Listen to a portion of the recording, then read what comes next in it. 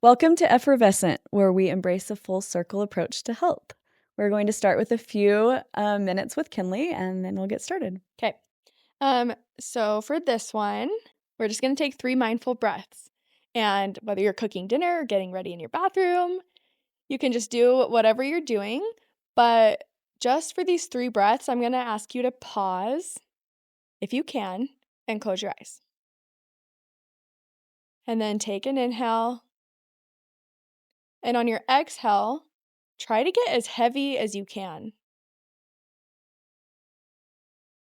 Take another deep breath, a little bit deeper. And this time, really try to let your body sink towards the earth. And on the third and final breath, take a full deep breath in. And then as you exhale, let Mama Earth hold you. Become heavy. You don't have to carry anything right now. And then find your natural breath, and we'll get started. Thank you. I always love that. And when I finish, I'm like, wait, I'm not ready to open my eyes. It just really can I feel that bring too. it down so quickly. It's amazing. So thank you. Today we get to talk about one of my very favorite things, which is service. And if you were to ask me when I was young if that was my favorite thing, I never really thought about it. I just always lived my life doing what I love to do. But after I was married and I found myself in a place where I needed help from my community and I didn't know where to reach out and get it, and went on this whole journey with United Way and trying to find ways to be involved with my community, it changed my perspective on service and what it means. And for this podcast, I really feel like it's not specifically a mind, body, or spirit thing, but it's all of it. Kind of like everything we talk about, it ends up being all of it. Um, so I wanted to start with a cool research study, and I did bring it on my phone to look at because I don't want to misquote it, but it's called Volunteering in the Community: Potential Benefits of Cognitive Aging, by the Journals of Gerontology, Series B, Volume 73. I can put it in the show notes if you want. But what is cool about it is that there's this research talks about how actually service and volunteering can protect against cognitive aging. My grandmother had Alzheimer's, and it was interesting and sad and hard to watch her go through that. And so anytime I hear about something that can help with brain health, I love to hear about it. And when I went to look at what study do I want to show for this episode, how cool to hear that volunteering and service can actually help, especially with memory and executive function, which are things that we really need to watch as we get older. You know, Brighton, I know you and I talk a lot about, I want to be able to lift my grandkids because they are get heavier and my muscles feel weaker. And, I want to maintain that so I can interact. And it's the same thing with our minds. If we can do things to watch our brain health, then we can be there and remember the experiences that we're creating together. As well, it also raises oxytocin. Volunteering and helping others boost oxytocin levels, and dopamine, which we know is kind of the feel good, and also endorphins. It says doing good deeds or physical tasks as part of service triggers the release of endorphins, which helps reduce pain, stress, and even gives us a natural sense of euphoria. Also serotonin, and it lowers cortisol. So we know cortisol is the stress hormone that we all feel naturally when we are going about our day. So many good things. One thing I want to plug in about cortisol for a minute that I found in my research is that we feel like, or I feel like oftentimes, I only have the stress hormone cortisol when I'm doing something that I don't want to do, that it's challenging or it's hard, or, maybe I had a disagreement with somebody and I have this cortisol, or works hard, so I feel the cortisol. But we also have stress hormones when we're doing something we love, but it's pressure on us and it feels hard to our bodies. It still can release that same, the cortisol. So things like service and anything else that can help get those emotions in check, the emotions that are after effect of these hormones and all these different things going in our brain, the better we're going to feel and the better we're going to age. Wait, I have something I want to say. Please, I was just ready to open it up. I wonder, too, if there's like a level of when you're not stuck in your own head overthinking about yourself and your life, if your brain doesn't get so overworked that, like, I feel like people who have Alzheimer's, some that I know personally, have struggled with, like, being in their head a lot too. Not everyone, but I wonder if, like, that opportunity to get out of your head Yes. and, like, focus on someone else and, like, actually not be thinking, but just being helps the brain not feel like not age so fast, you know? Yeah. Totally. That's Go exactly ahead, what I Brighton. was going to say. Yeah. It really is. The happiest I have felt is normally when I'm focusing on people outside of myself. Yeah. Mm-hmm. Well, and in performance psychology, something we talk about a lot is the ruminating the spinning in our heads that happens. And if we get in those cycles, it gets deeper and deeper, and it's so ingrained that we have the same thoughts over and over and over again. And so for me personally, I remember when I was a young mom, and I think my youngest in this particular time I'm reflecting on, Ella was 1, and I'm not sure what age Sydney was, but I kind of had a lot of different ages because I have a lot I of think they're kids. 10-ish years apart. So. Okay. And I remember feeling like I'm not a good enough mom. I'm not doing it well enough. I don't do this like my neighbor. I don't do this like my mom. I don't do this like my friend, and that comparison that happens in motherhood happens a lot. And now even more with social media. And I had a next door neighbor now, like my best friend, Barbara Levitt, and my partner in Parents Driving Change. And she had just moved from California. Her husband had passed away from cancer, and she had 4 daughters to raise. And I remember going over to her house and looking at her calendar. Okay, she was not in an easy situation. She decided to go back to school to get her master's and she decided to get a job at United Way. And I remember looking at her calendar and thinking, how is it so full even after work hours? And I asked her, we were in the kitchen, I said, Barbara, what are you doing this night and this night and this night? And she said, oh, that's when I take the welcome baby kits to the newborn babies and the moms, because a lot of times new parents don't have somebody that they can ask questions or they can visit with. And so I go do that. And I remember I said, you're crazy. Like, how do you have time, to do this? You are so busy just trying to keep your own family going right now. Yeah. And she said, but that's what brings me the most joy. And that's how I get everything done that I get done, is because I put emphasis on those things. And she changed my life in that moment. At that point, I remember her inviting me to United Way and she invited me actually to go be a welcome baby volunteer and take a kit to a mom's house. And she gave it to me, and it sat in my closet for 6 months. So that cute little baby that never received a blanket because I couldn't fit it in. Now, granted, I had a busy life going on. Yeah. And I remember telling Barbara, I never took it and I feel so bad. And and she said, so whoever mom, whatever that was out there that never got her welcome kit, I'm so sorry. And but what I learned from that experience is that she never judged me for not being able to do what I wanted to do, even though it was important to me. And that's why I kept showing up, because I didn't feel shame. So that's a huge lesson that I learned, that I try to work with others in the community when I go through that. Go ahead, Kinley. Okay, so I actually packed those because Barbara's daughter, Lizzie, was my best friend. Uh-huh. So every day after school, we would go home, we would make a grilled cheese, and we would pack welcome baby packets in the garage, in the living room. Like, the whole house was either they're living in it, and every other living room and garage area was like tables with all these stuff to pack the bags. Yeah. But it just was like normal. Mm-hmm. Part of the life. Yeah, it was just normal. And I basically lived at their house. So it's like, I really do know that was the normal. And I don't know, I feel like it's just really cool that Barbara did prioritize it so much that her kids were like, well, we go to school, we come home, we make a grilled cheese, and then we pack these kits, and on Saturdays we go do events.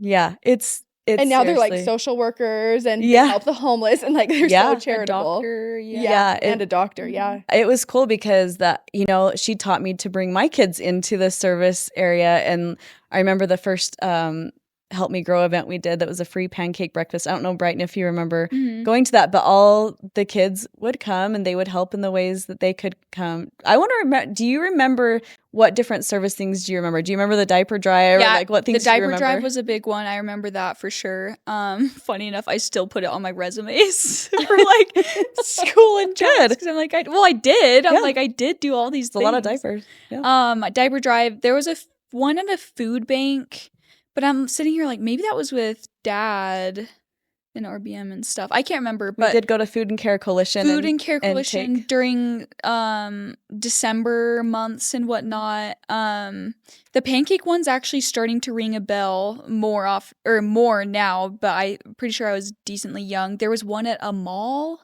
Oh yeah. One time. Well, that was our Halloween party with our business, but then we was also it? invited the community. I was gonna say, did you invite? So it's like it's hard. 'cause KBYU Sometimes and- it mixes. I mean, we've been with, doing service our whole life. Like, Yeah. we've been very blessed to be. Yeah. I mean, even in the middle of Corona, Yeah. we were like taking boxes of toilet paper to people's houses. In fact, this is a funny side note. Jordan just loaded up, I don't even know, The 50 leftovers. boxes or a bunch and took it to Food and Care Coalition a few days ago. The toilet paper. And they're like, thank you. This is the biggest toilet paper donation. They didn't know who he was. So I emailed them yesterday and just said, just so you know. But That's funny. yeah, and I guess what I'm saying is I learned from Barbara a different way of living in where service is part of our lives, and I'm so grateful for that. One of the biggest things that I learned is that I'm not as bad of mom as I thought I was, meaning not because I saw other moms that were worse than me. It wasn't comparison. It was because I realized there's so many ways to parent. And that's good. The kids all need the mom that they have, or the dad that they have. And so I just went home realizing, okay, these are the strengths that I have, and I'm going to focus on that, and I'm going to be the best that I can. And it's okay. And my anxiety went way down with feeling like I'm not doing enough things right. Mm-hmm. So yeah, how do you feel like your service experiences affected you? I want to say too, I know this has affected me in this way, but I also want to say as a whole, for someone maybe thinking about serving and why it's so good for you, it tethers you to something, a grander purpose of life. And I think, especially with like my age range, I don't really see a lot of my friends ever doing service type of stuff. Not like that's bad, but I just I really don't see that.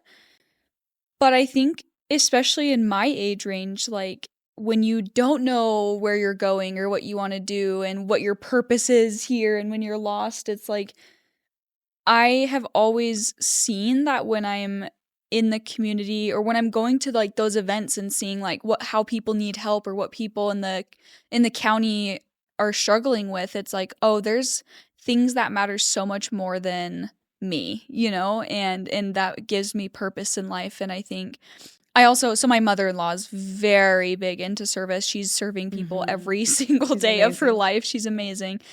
And I always think about just people like her and Barbara and my mom and people, and I'm just like, it's not like they're trying to, but they really seem so happy. Like there has to be something there. Like they are the happiest people I know, and it does fill them up more than just trying to look a certain way. Because maybe, I mean, who knows? But I could see maybe people getting into service to like look the way instead of like feel the way. But I think there obviously has to be something to do with that. So when I've ever been able to tether myself to like almost bigger issues, whether it's like I'm talking about it on a podcast or like I'm with events or meeting people or whatever, like I realize there's purpose there. And yeah. So how do you, I'm going to challenge you a little bit. How do you, or do you want to go first, Kinley? Go. I have one thought. Yeah, go. Well, do you want to challenge Brighton first? No, I'll challenge you too. Go ahead. Tony Robbins says the secret to living is giving. Yeah.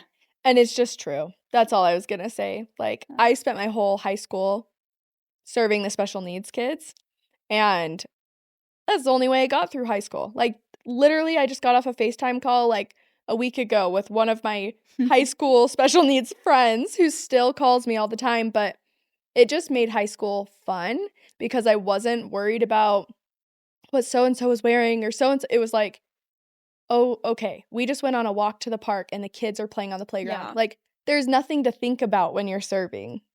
For sure. Yeah, and I remember if you saw anybody on the side of the road selling anything, Kinley was going to do a Yes. U-turn to try She to still support. does. Yes, I do. Yeah, and I love that young entrepreneurial spirit, you know, that Like, you want to support. Yeah. Thing. Money comes and goes. Yeah. But those like memories don't. Like those memories are fixed in your brain. Buying the apples. I hate apples. And lemonade. I You hate lemonade. I hate lemonade and I hate apples. That's what they sell all the time. People What? Those are the sell best. all the time. But like seeing the old man's face light up or the kids Aw. cheer and then get to say like, good job. You're creating and you're working hard. I'm Yes. so proud of This you. is literally why I can't go to the farmer's market. I leave broke every time. Oh, yeah. Because like all the cute things people make, and I'm just like, oh, I have to. Yeah. I want to support. Yeah. Yeah. It's so cool. Yeah, I remember that clearly. Okay, Brighton. So physically, I want to ask you, because you know we always do the mind, body, soul thing. Yeah. But how do you think this relates to you in your mind physically? Relates in what way? Like how I think it helps Yeah. physically? Yeah. Well, okay, I don't know if this ties in, so let me know if it doesn't, but I No just wrong had- answers. Okay, I'm like, I Yeah. just had like this weird flash in my head, which funny enough, I didn't get around to serving in this way, and I'm really sad about it, but I wanted to. So I used to live in Florida. I literally moved like 2 months ago or a month or whatever, and we went through some really hard hurricanes the last like 2 years I was there. And so many of the people there, oh my gosh, I could actually cry again. I'm very emotional today, but okay, let me just back up. When Preston and I stayed in the house during Hurricane Milton, I believe, and that was so loud and it was like coming right towards us and it was a little scary, but the most beautiful thing happened the next day. We like unbolted our house and whatever and like walked outside to see like the damage of our neighborhood, and all of our like everything was down. Like it was just crazy to see like all the fences, signs, whatever. Luckily like our house actually didn't get a lot of damage, but anyways, the most beautiful thing was people were already working together to lift up the signs the morning after. Like Preston and I worked the whole day physically, and I think that's where it tied in, is it was like physically demanding, picking up our whole fence and the neighbor's whole fence and all of the shingles and everything that fell everywhere. And it was very physically demanding, but I feel like it like the whole neighborhood was just so active and like helping each other out, putting on music and whatever. And like I just sat there after and I'm like, that was just like a job well done. Like it just felt so good the next day to just be like, wow, we helped everyone and no one was going to work. No one had any other worries besides like, how can I help my neighbors? And Florida's like incredible for that, especially with hurricanes, is like people come around with their ladder and they're like, can I help board up your windows for free? Or like, can I like there's a lot of old population there, and people grab like old people and take them to their own house and whatever. It's just beautiful. That's so cool, It Brighton. was so grounding. Yeah, it really was. It's After like so a stressful day. Yeah, because you're not thinking like I have to lift up this sign. It's like you're not even thinking. You're just like, let's do it. We're here. We're picking up the sign. We're making it better, and we're just like connecting. Yeah. Yeah, and I wanted to sign up for American Red Cross and go down to Fort Myers after Hurricane Ian. I didn't get to, but again, that's like a lot of physical labor. Yes. Like you are moving and shoveling literal houses like off of the roads and stuff. But I guess that's where the physical opponent kind of came in. And by the way, I was at an event for A Bolder Way Forward, which supports women and girls in Utah to thrive. I just have to give their little pitch. Last week, and there was somebody there with the American Red Cross, and he was talking to Hallie about it and said, you can still get training and go out places if you want to. So I don't think like your time's over. Yeah. Yeah. No, we to. should do that, honestly. I don't know, this is sad to say, like when there's another storm or something, but yeah, I think that would be so cool. And I love that Florida people, they're just like, this is how it's done. Like they got it down. But I think for people outside of like the states that get storms, like, yeah, seriously, maybe like volunteer. You meet incredible people and just see how like communities are just like they just get stuff done. It's crazy. I have something to say because actually my mom has taught me this. Like, you don't have to travel the world and go on an African safari to serve. Like, you can serve right here. Yeah. The women that got the welcome baby packages, like, it's right in our backyard, you know? There's this quote. Oh, Yeah. sorry. No, go There's a ahead. quote that goes with that so well. And it says, "You say you want to change the world, but you can't even do your mom's dishes." Ooh, I was can't. like, I can't. No, you don't. No, just kidding. I'm going to take it even one step further. We pray and we say, please bless these people, but we're the hands that answer the prayers. Yes. Amen to that. So, yeah, it's so important. And I did have something else I wanted to say that just this is what it is. On the note of needing to go somewhere, we have to go all across the world to serve, and it is amazing to do that, but it's not always possible, right? Yeah. It's very expensive. We can't always get away from our jobs or whatever it is. But one of my favorite things that I learned through United Way is everything that's right here. And I started an organization with Barbara originally called Humans Driving Change. And United Way of Utah County donated the community buses, and we brought friends and we filled the buses and we took them to different places in our own community where they could serve. And so many people didn't even know that there was a women's shelter No one or the Food and Care knows. Coalition or a whole list of places that are right in our backyards, Yeah. and people don't know that it's there. So I love connecting Yeah. the dots. I think that people think that you have to like spend money to serve too, where it's like, yeah. It's so true. you can just walk in an old folks' home and say who doesn't have family that visits them, and then go in and say hi to them. And let me Yes. tell you, after being a CNA, that is like more precious than gold for those people. Yeah. Yeah. No, it is so true. Actually, I will say Utah's very good at like letting people know and like having so many different community events and stuff, at least from like me looking in. But like I did look in Florida before the hurricanes, because hurricanes are like, everyone knows how it goes, and like there's places to help everywhere when there's a hurricane. But like I was trying to look at organizations and stuff, and it was actually really hard to know where to go and like what to do. And I don't know how that relates. Like I just wish it was easier, but then I almost would answer my own question in that way, because I'm thinking of my mother-in-law a lot right now, and I'm like, she just like makes batches of cookies and like brings them to people that she knows are maybe struggling, or like makes a pan of food and like brings it to people. Like that's not anything to do with, like through the state or through the communities, although I think that's amazing, and you should look into how to do that. But And you also don't Yeah. even have to know what people are struggling with. Like, serving could be putting something on your neighbor's porch. Yeah.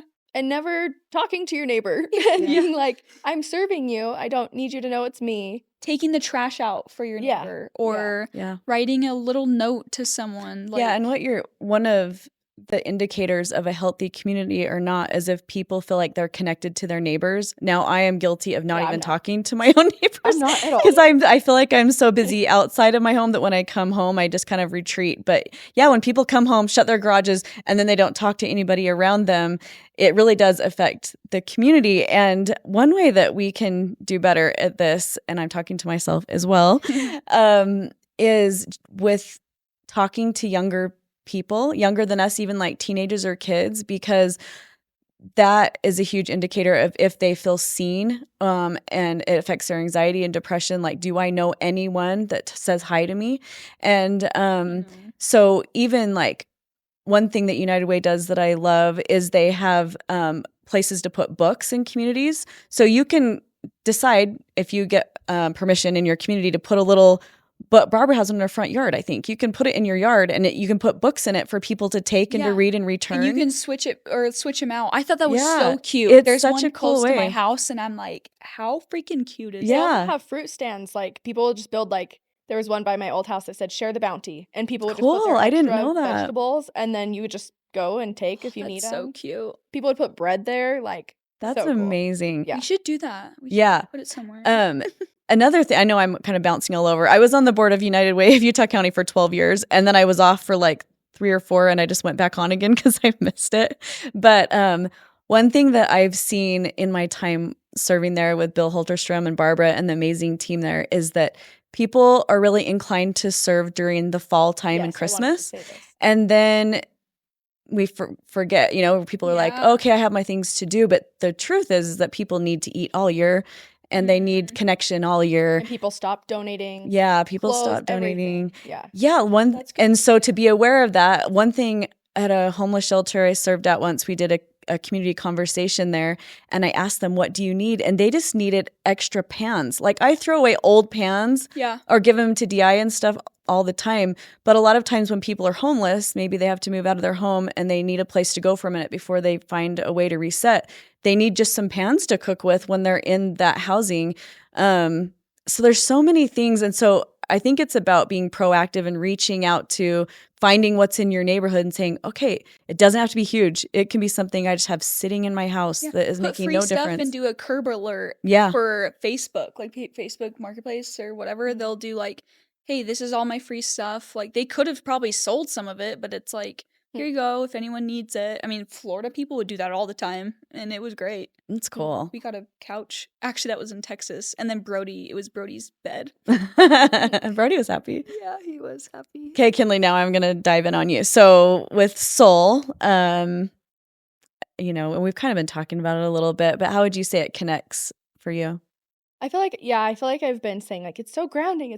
Wow, it's so grounding, which is very much like soul. But I think like a lot like even the listener, me, is like talking about this like, okay, I'm motivated. I'm totally going to go do this. This is so exciting. Yes, I want to help people. Now I have so many ideas, and then it comes down to like the episode ends, the day continues, the week continues, and then it's like it's on the to-do list. Oh, now it's just clogging the to-do list. I'm just going to delete it. Like Yeah. actually going and doing the thing can be, I don't want to say hard, but it can take effort. How does it tie into the soul? I just think if you're thinking about not you, if you're thinking about the people you're helping and the outcome that they're going to get from it, that is motivating. Like when I'm teaching, for example, I'm terrified to teach. I don't like teaching, but when I think of the women on the other side and like how it's going to help them, then I'll do it. And I feel like that's kind of soul. It's having that like ability to pause and see a bigger picture and be like, okay, there's so much more at play here, and I'm going to use my hands that I can actually use. Like I'm so blessed to have 2 working hands. I'm going to use this, or I have a voice that I can share. Even this podcast, this is service, and it's in hopes to help other people. It's not for us. It's in hopes to help other people. I don't know if that's spirit. Yeah, I mean, Like spirit is so big. No, it's all of it, and it's intertwined. And this now I'm going to jump off on a totally like performance coaching type of thing, and I do coach executive women and specifically, and I coach some younger, I would say, entrepreneurs over the years. And one thing that I always suggest or advise for performance and career-wise is that you're going to meet the best people to interact and to network with when you show up at service events. And So true. you don't want to – I learned that unintentionally.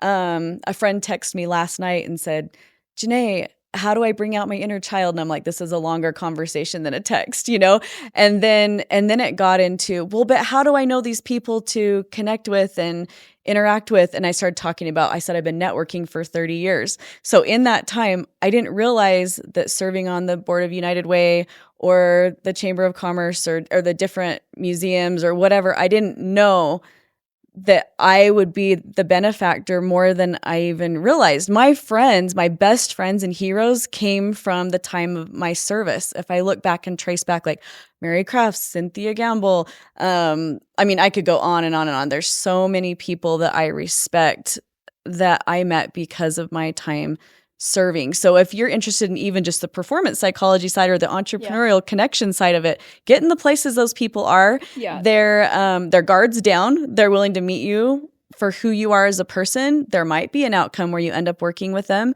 even if that wasn't your intention, because you're joining because of your heart for service and you connect in a different way. You're meeting in love. Yeah. I was gonna say that. I think in terms of like the soul and stuff, I just think about how a lot of religions will have some form of, how do I say this? Some form of tithing or like your charity work in terms of that. But let's say like you don't subscribe to that or you're not in that religion or whatever. Like I really do view the service as sacrifice in a good way of like I am giving up my time and my love, let's say if you believe in God, like for God's children. And I think that just always having the intent to serve other beings on this planet will help you in the long run. And I just think it is super spiritual when you Like think that about is it. spiritual. Yeah, that's what I was trying to say is Yeah. like there's such a bigger picture. You don't know if you're the person that crossed their path and the only person that said hi to them all day. Like Exactly. I would also say something Dad has really taught me is to trust the feeling. Trust your gut. So true. Like we have watched my dad in grocery stores, like he watches the people and he knows when to help and when not to help. And I believe it's given me this like sixth sense of like I watch in grocery stores. I can see when there's like a mom that is trying to pay with change. It's like, okay, maybe I'm going to just step in and do it quietly. Like it doesn't have to be this big thing. Yeah. But I feel like we've been really blessed to see that our whole lives. I agree. Sorry, I had actually a little tip that I'm really bad at doing, but sometimes I do, and it's the thought that counts. But I have once a month, I have write a letter to someone you love, because one, I love handwritten letters. I think it's so fun. But two, most of the time that turns into a text or a call, and just like letting any one of my friends or family know like I love them, and like an intentional text. And I know that that's such a small thing, but again, like it's something that reminds me and something I do. And yeah, so even like start there, like it's just a little note or a little text to someone, I think. Yeah, I love that. And it doesn't have to be big. And I think that we're saying that over and over. And how you said with Dad, like he and Barbara are my two biggest examples of like you drop it and you just serve. Like I remember driving down the street and he saw somebody trying to lift something into a car that was going to fall on him.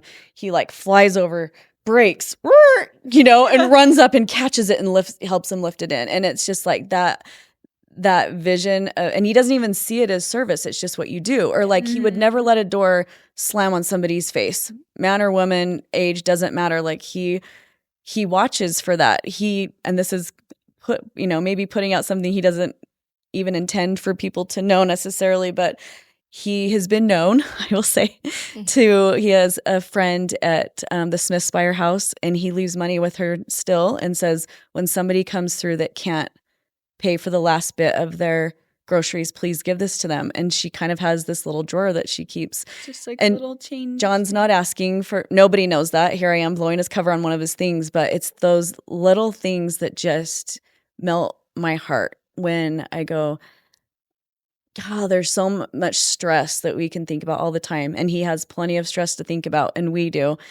But those times that we let ourselves feel what other people need, it really is a reprieve from our own story, our own stress. And so I'm grateful to have talked about it today. Do you have anything else you want to add to that? I just feel like what's the point if we're not doing that? Yeah. Yeah, for other humans. Yeah, what's the point if we're going on vacations by ourselves always, and going on walks always by ourselves, and sitting in our house always by ourselves? Like that is where depression comes from, is not having connection, I feel like. Oh yeah, totally. Totally. And it's important to be able to do those things alone, but also it's important to feel loved and to feel seen, like you're saying about the young kids. Yes, I had a thought, because I was thinking in my own life, like, oh, why don't I do that as much? Because I just feel like I don't as much, especially when you, like, obviously I grew up in the way of you guys just, like, let's get in the car and go. And that's a lot easier than me like going out and doing it. And half of what I was thinking is I would feel embarrassed or awkward pulling in behind someone and helping lift something in, even though it's such a good intention. I feel like there are things that I look at all the time that I'm like, oh no, like they got it handled, like that's awkward. Or I don't want to have like a weird interaction or then think I'm trying to whatever. What do you have I feel like you get in your head. Yeah. Like you have the feeling and then you're like, but what do they think? But. So maybe it's not about editing like you talk about don't edit your journaling. Maybe it's like don't edit the action, you know? Yeah. Okay. But that's very normal. I don't think you're uncommon. Yeah. Yeah. I think that's why I bring it up. Yeah. Because I know it's probably not that uncommon. Yeah. Well, even yesterday I was driving and I saw this car that had broke down, and I would say I'm a lot like Dad where I just act. Like I feel it and I act. And so I like flipped a U-turn and I was, doing all the things. And I get to the car and they have like almost figured it out already. And so it was that awkward moment. Yeah. And it was like, okay, flip another U-turn and keep going, where like I could have gotten my head and not flipped around. But when I do that, I hate how long I ruminate on the fact that I could have helped them. Mm-hmm. Like I sit and I'm like, for even just the drive, I'm like, should I turn around? Should I turn? It's like, just turn around. And if they figured it out, great. But at least you know, and then you can keep driving. Instead of being like, what could have happened if I would have helped? And yeah. That's such a good point. I love that. I just wanted to bring that up just for maybe the listener relatable. That's like, I try, but it's like awkward. And I think I've said this on the podcast once before, and I'm going to hack the quote again by Brene Brown, where if we have a hard time receiving, we're also in some way judging the people we serve. Mm-hmm. And she says it much more beautifully. But, sometimes it feels awkward this is me now. I'm speaking about me. Sometimes when I'm serving, I feel awkward for them because I feel like, are they embarrassed that they need to ask for help? Because I've been in a place where I needed help with food and stuff like that. So I'm like, that was hard, but I think the more we talk about it, like we are, the more that we say, maybe this is hard for them to receive. Maybe this is hard to give. We both learn on both sides of it. And we all usually get a chance to practice both things. Yeah. Right. Mm-hmm. So it's all good. And they could totally not be uncomfortable, but it's and I'm projecting. Yeah. Well, to close it up, I think, if you're looking at trying to find a way to serve, to help your body, mind, soul in whatever way, what I like to suggest is to think about something you love. What did you love to do as a child? What do you love to do as an adult that brings you joy? And then there will be a nonprofit or somebody else that gives back in that way. I promise there's a million nonprofits that are always looking for extra helping hands, and people enjoy service if they're doing it with something that they enjoy too. So if you like to read, the studies are kind of scary. How many kids arrive at kindergarten not on reading level? Go find somebody to help read to the kids. Or if you like to mountain bike, I found out about a new nonprofit last week. I think it's MTB, pretty sure, mountain biking, and it's a nonprofit. You can join yourself and learn to mountain bike, but then you can also go with younger kids and help teach. Well, carry on. Yeah. So this is kind of funny because I don't know if I am fully going to work with them or not, but we met the owner of Thread Wallets, and he has a nonprofit called Carry On. And he's wanting to teach kids mental resilience through action sports. So right now they have skateboarding classes where they teach the kids how to overcome their fears and breathe and drop down in the bowl and whatever. I just wanted to tag them because they're so cute. Such and I love a everything cool they're way. doing. And they're going to do more sports to come. So yeah. They're doing so many big things. And Brighton and I met him last week at a nonprofit event, United Way and Chamber, right? And this awesome connection. What a cool, he and his wife, what a cool company Thread Wallets is, and the things that they're giving back now. I know his wife serves with women's entrepreneurial founders. What is Women it called? Founders or something? It's a cute name. It's like Women CEO. Founders Only? Can't remember. Now we're going to hack it up. Female Founders. Female Founders Only or something like that. Even last week we talked about Sapria. Yeah. Too. Like there's so many. So many. Yeah. So figure out what you love. If you don't know what you love, that's a whole other episode. But try to figure out what you love and then find a way to serve in that way. Okay. Do we have a freebie that we want to mention before we? Yeah, we have a book list, and It's in the show notes. So if you want to download the book list, it has books from all three of us, all three of our brains that we have loved so much. And Yeah. it's all of our favorites. Yeah. Love Thanks that. for joining. We'll see you Until next week. next time. Bye.